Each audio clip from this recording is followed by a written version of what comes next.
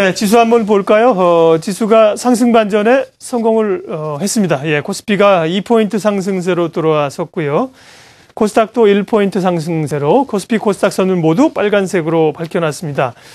예, 뭐 1포인트, 2포인트 상승폭이 크다고 할 수는 없지만 워낙 뭐 또 오후장 되면 심리가 악화되고 흘러내리던 매물이 많았는데요. 오늘은 좀 다른 모습들을 보이면서 장중 반등에 성공을 했습니다. 글로벌 시장 움직임 살펴봅니다. 글로벌 인사이드 우리투자증권 동수원 WMC 서상영 차장입니다. 저 차장님 나와 계시죠? 네, 안녕하십니까? 네. 자, 우리도 이제 약세에서 조금 탈피하는 모습들인데 아시아 시장 전반적인 분위기는 어떻습니까? 네, 미국 시장의 흐름이 장 초반 고용 추세 약화로 인해서 하락폭을 키웠다가 장 후반 어닝 시즌에 대한 기대감의 상승 전환을 했었는데요.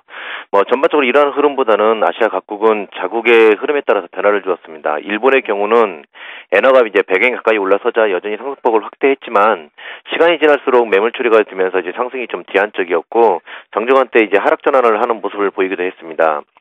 중국의 경우는 하락에 대한 반발로 이제 상승 출발하였고 소비자 물가 지수가 이제 전달이나 예상치에 비해서 크게 하락한 2.1%로 발표되면서 중국발 경기 부양 기대감을 크게 하면서 이제 상승폭을 좀 확대를 했었는데 지금 현재는 강보합 그 정도에서 움직이고 있습니다.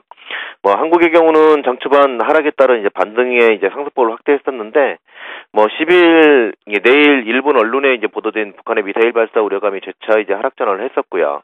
그런 흐름이 이제 오전장 후반부터 지정학적 리스크로 인해서 더욱 하락폭을 키워나갔지만 현재는 이제 그 상승 전환에 돌아선 모습입니다. 그리고 미국의 야간 선물 같은 경우는 중국의 소비자 물가 지수 여건 개선 등에 의해서 상승폭을 유지하고 있는 상황입니다.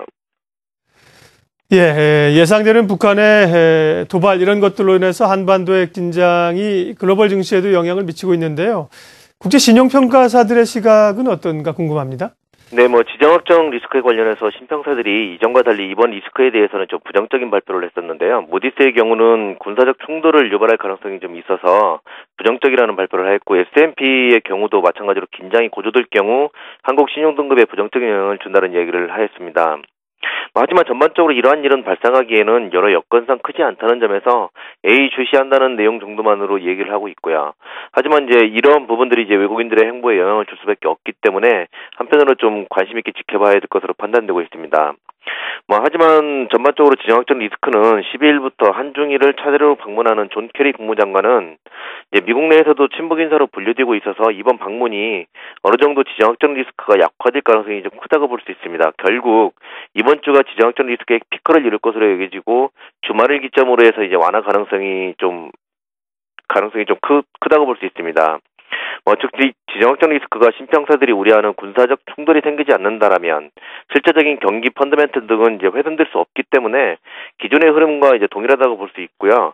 그리고 역사적으로 봐도 이러한 흐름 뒤에는 항상 북미 간의 대화가 있었다는 점에서 조만간 이러한 이제 지정학적 리스크의 완화 모습이 좀 나올 것으로 판단되고 있습니다. 네. 이르면 10일 내일이죠. 북한이 미사일을 발사할지도 모른다는 얘기가 있습니다만 이번 주말을 기점으로 해서 대북 악재가 좀 누그러질 걸로 평가를 하셨습니다. 예, 오늘 밤 그리고 내일 글로벌 증시에서 주목할 사항은 어떤 건가요? 미국의 경제 지표로는 특별한 게 없고요. 유로존도 특별한 내용은 없습니다. 그렇기 때문에 중국의 CPI 결과에 대한 해석과 함께 오늘 새벽에 끝난 미국장 마감 후에 알코아 실적에 대한 평가 등이 시장의 흐름에 영향을 줄 것인데요. 중국의 CPI의 경우 야채 가격 하락이 주요 원인이었고 지난달 인민은행장이 이제 물가 잡기 위한 조치 발언 이후에 처음 나온 지표가 좀 이렇게 우호적인 모습을 보이면서 결국 중국 정책 당국의 이제 내수 부양책의 속도, 즉 도시화를 위한 속도를 높일 것이라는 점에서 미국 시장은 우호적인 모습을 보일 것으로 여겨지고 있고요. 여기에 알코아 실적은 매출이 예상보다 저조했지만 크게 저조한 모습은 아니라는 점에서 이번 어닝 시즌의 특징을 얘기하고 있는데요. 예상은 매출이 약 2.4% 정도 감소하고 있고 이익은 1.8% 증가를 보고 있습니다. 이 흐름이 어떻게 이어질지가 여부도 관건인데요. 그러한 흐름 속에 내일 있을 이제 오바마의 예산안 제출, 그다음에 FOMC 회의록 공개 등도 관심이 가고 내일 우리 장이 열렸을 때 중국의 무역 수지가 시장에 좀 변화를 이끌 것으로 판단되고 있습니다. 예, 글로벌 인사이드였습니다. 우리투자증권 동수원 WMC 서상영 차장 함께했습니다. 잘 들었습니다. 네.